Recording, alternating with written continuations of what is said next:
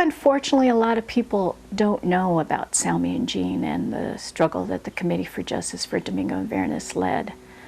I think it's still a story that needs to be told.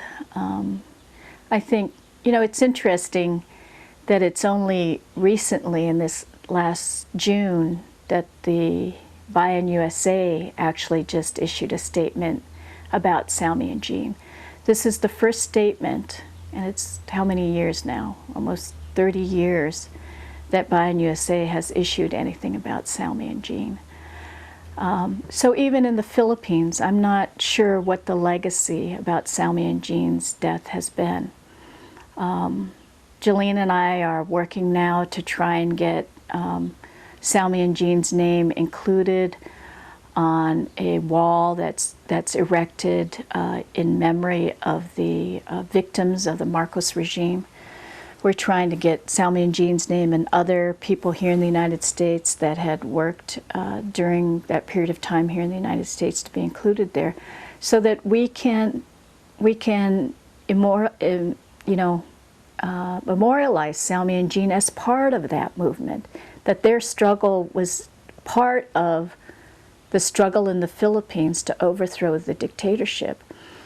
And I think, you know, Silme and Gene are still controversial, and the legacy of the Marcos dictatorship is still controversial in this community. It came up just the other day in a conversation I was having with the president of NAFA, one of the national civil rights Filipino organizations, when they were a little bit hesitant to include any discussion about Silme and Gene in discussions around the Philippines or around labor union organizing.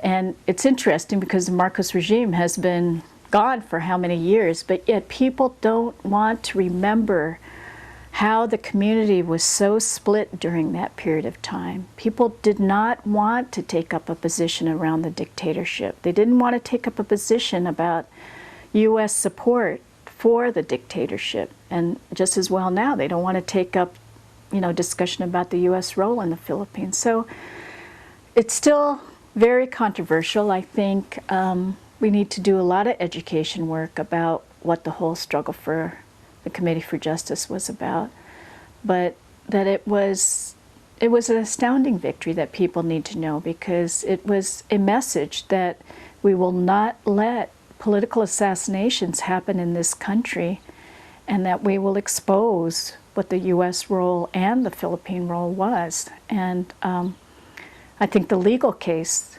was important also because it deterred any other dictators coming to this country, because they would fear that they could be prosecuted also or be held liable for the murders of U.S. citizens or other people that were murdered in their countries that they came from.